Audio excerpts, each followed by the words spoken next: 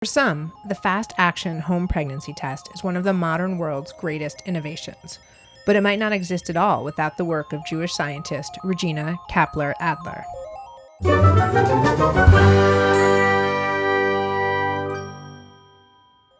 Kapeller-Adler was born in an Austrian Orthodox Jewish family in 1900 and was the first in her family to attend university.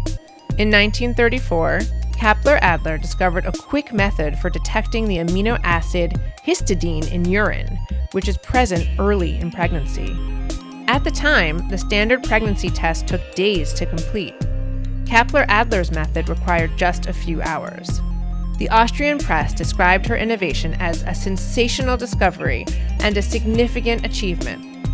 While unprecedented, Kapeller-Adler's pregnancy test wasn't as accurate as the alternative, but it did reveal her to be a promising young researcher, and may well have saved her life. In 1938, after the Nazis occupied Austria, Kapeller-Adler was forced from school.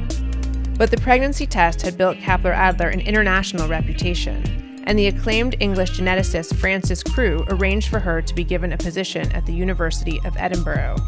Along with her husband and 4-year-old daughter, Kapeller-Adler left Vienna for Scotland in January 1939. They arrived penniless and speaking almost no English. Just 2 years later, Edinburgh University would award Kapeller-Adler a doctorate degree. If you think the science and engineering world is dominated by men today, just imagine how rare it was for a woman to rise to prominence in the middle of the 20th century. A photograph from a 1955 scientific symposium shows Kapeller-Adler as the sole woman in the group.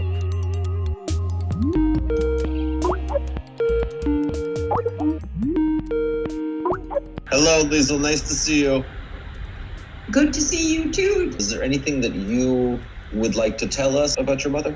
Yes, she was, I think, a lovely lady, and apart from being a very good scientist, also, as I said, perhaps unusual in making a good, lovely Jewish home for us, perhaps, so that these are unusual features because a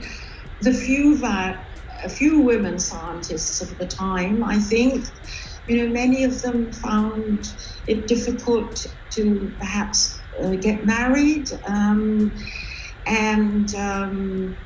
many, of course, the fact that she also kept her Jewish background, and she came from an Orthodox family, my father likewise.